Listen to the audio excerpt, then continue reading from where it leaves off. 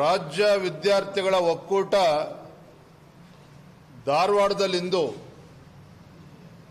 ಬೃಹತ್ ಪ್ರತಿಭಟನೆಯನ್ನು ಮಾಡಿದ್ದಾರೆ. ರಾಜ್ಯದ ಕಾಂಗ್ರೆಸ್ ಸರ್ಕಾರದ ವಿರುದ್ಧ.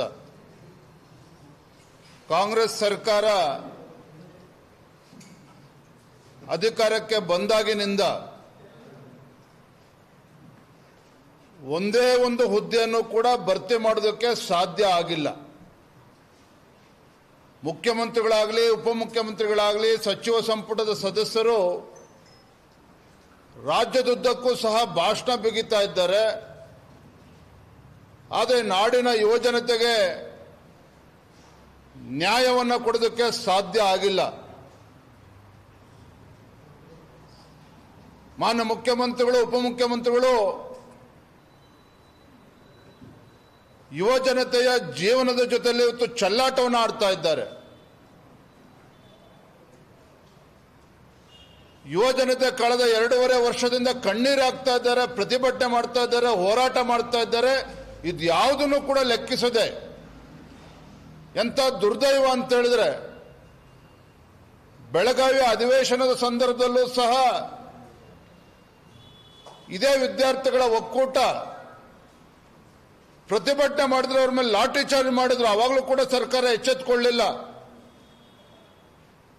ರಾಜ್ಯ ಉಚ್ಚ ನ್ಯಾಯಾಲಯ ಮಧ್ಯಸ್ಥಿಕೆ ವಹಿಸಿ ಯಾವ ಕಾರಣಕ್ಕೆ ಮುಖ್ಯಮಂತ್ರಿಗಳ ಜೊತೆ ಒಂದು ಅಪಾಯಿಂಟ್ಮೆಂಟ್ ಕೊಡಿಸೋದಕ್ಕೆ ರಾಜ್ಯ ಉಚ್ಚ ನ್ಯಾಯಾಲಯ ಮಧ್ಯಸ್ಥಿಕೆ ವಹಿಸಬೇಕಾಯಿತು. ಆದ್ರೆ ಇದು ಯಾವುದಕ್ಕೂ ಕೂಡ ಮಣಿಯದೇನೆ ಹೊತ್ತು ಸಿದ್ದರಾಮಯ್ಯನವರು, DK ಶಿವಕುಮಾರ್ ಅವರು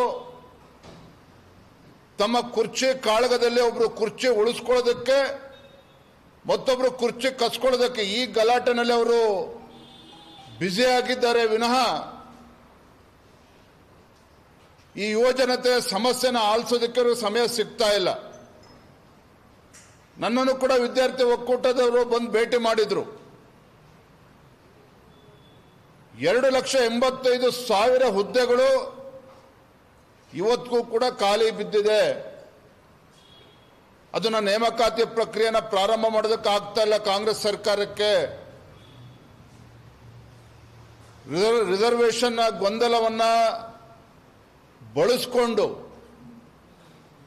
ರಾಜ್ಯ ಉಚ್ಚ ನ್ಯಾಯಾಲಯದಲ್ಲೂ ಕೂಡ ಸರಿಯಾದ ರೀತಿಯಲ್ಲಿ ವಾದ ಮಂಡನೆ ಮಾಡದೇನೆ ಕಾಲಹರಣ ಮಾಡಿಕೊಂಡು ಕಾಂಗ್ರೆಸ್ ಸರ್ಕಾರ ಕುಳಿತಿದೆ ವಿನಃ ಯುವಜನತೆಯ ಬದುಕನ್ನು ಕಟ್ಟಿಕೊಡುವಂತ ನಿಟ್ಟಿನಲ್ಲಿ ಖಾಲಿ ಹುದ್ದೆಗಳ ಭರ್ತಿಯನ್ನ, ನೇಮಕಾತಿಯನ್ನ ಮಾಡೋದಕ್ಕೆ ಯಾವುದೇ ಒಂದು ಇಚ್ಛಾಶಕ್ತಿ ಕಾಂಗ್ರೆಸ್ ಸರ್ಕಾರಕ್ಕೆ ಕಾಣ್ತಾ ಇಲ್ಲ. ಇವೆಲ್ಲ ಕಾರಣಕ್ಕಾಗಿಯೇ ರಾಜ್ಯ ವಿದ್ಯಾರ್ಥಿಗಳ ಒಕ್ಕೂಟ ಬೆಂಗಳೂರಿನಲ್ಲೂ ಕೂಡ ಪ್ರತಿಭಟನೆ ಮಾಡಿದ್ರು. ಹಿಂದೆ ಕಲಬುರಗಿನಲ್ಲೂ ಕೂಡ ಪ್ರತಿಭಟನೆ ಮಾಡಿದ್ರು, ಧಾರವಾಡದಲ್ಲೂ ಕೂಡ ಪ್ರತಿಭಟನೆ ಮಾಡಿದ್ರು. ಈಗ ಇವತ್ತು ಮತ್ತೊಮ್ಮೆ ಮಾಡ್ತಾ ಇದ್ದಾರೆ. ಅದೇ ಬಂಡತನದ ಪ್ರದರ್ಶನ ಇವತ್ತು ರಾಜ್ಯದ ಮುಖ್ಯಮಂತ್ರಿಗಳು, ಉಪಮುಖ್ಯಮಂತ್ರಿಗಳು ಮಾಡ್ತಾ ಇದ್ದಾರೆ.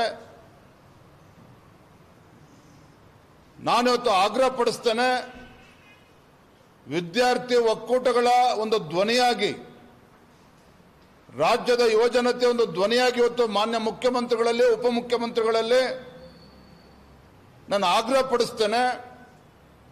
ನೀವು ಕಳೆದ 2.25 ವರ್ಷದಲ್ಲಿ ಕಡಿದು ಕಟ್ಟೆ ಹಾಕಿರ್ತಕ್ಕಂಥದ್ದು ರಾಜ್ಯದಲ್ಲಿ ಗೊತ್ತಿದೆ, ಜನ ಗಮನಿಸ್ತಾ ಇದ್ದಾರೆ. ಒಂದ್ ಕಡೆ ಅಭಿವೃದ್ಧಿ ಇಲ್ಲ, ಮತ್ತೊಂದು ಕಡೆ ನೌಕರಿಗೆ ಸಂಬಳ ಕೊಡೋದಕ್ಕೂ ಆಗ್ತಾ ಇಲ್ಲ. ಈ ಕಡೆ ನೇಮಕಾತಿಯನ್ನು ಕೂಡ ತೆಗೆದುಕೊಳ್ಳದೇನೆ, ಭರ್ತಿ ಮಾಡ್ದೇನೆ ಏನು ಅನ್ಯಾಯ ಮಾಡ್ತಾ ಇದ್ದೀರಿ. ಮೊನ್ನೆ ಮುಖ್ಯಮಂತ್ರಿಗಳು ಹೇಳ್ತಾರೆ ಪ್ರಕ್ರಿಯೆ ಪ್ರಾರಂಭ ಮಾಡ್ತಾರಂತೆ. 3 ವರ್ಷ ಆಗಿದೆ ಸರ್ಕಾರ ಬಂದು, ಕಾಂಗ್ರೆಸ್ ಸರ್ಕಾರ ಬಂದು, ಇಷ್ಟು ವರ್ಷನೇ ಮಾಡದೇ ಇದ್ದರು ಇನ್ಮೇಲೆ ಮಾಡ್ತಾರೆ. ಹಾಗಾದ್ರೆ ಇನ್ನು ಎಷ್ಟು ದಿನ ಯುವಜನತೆ ತಾಳ್ಮೆನ ಪರೀಕ್ಷೆ ಮಾಡಿದು ಕೊಟ್ಟಿದ್ದೀರಿ మన ಮುಖ್ಯಮಂತ್ರಿಗಳೇ, ಉಪಮುಖ್ಯಮಂತ್ರಿಗಳೇ? ಅವರ ಕಣ್ಣೀರು ಇವತ್ತು ನಿಮ್ಗೆ ಕಾಣಿಸ್ತಾ ಇಲ್ವಾಗಾದ್ರೆ ಸರ್ಕಾರಕ್ಕಾಗಾದ್ರೆ?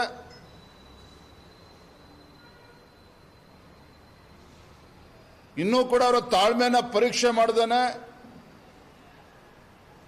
2.5 ಲಕ್ಷ ಹುದ್ದೆಗಳು ಖಾಲಿ ಹಾಗೆ ಬಿದ್ದಿದ್ದಾವೆ. ನೇಮಕಾತಿ ಪ್ರಕ್ರಿಯೆನ ತತ್ಕ್ಷಣ ಪ್ರಾರಂಭ ಮಾಡಬೇಕು.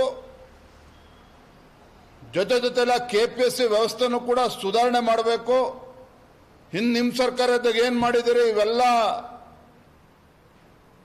ಮಾತುಗಳನ್ನು ಬದುಕಿಟ್ಟು ಆ ಯುವಜನತೆಗೆ ನ್ಯಾಯ ಕೊಡುವಂತ ಕೆಲಸ ಮಾಡಬೇಕು ಅಂತೇಳಿ ನಾನು ಈ ಸರ್ಕಾರಕ್ಕೆ ಆಗ್ರಹ ಪಡಿಸ್ತೇನೆ.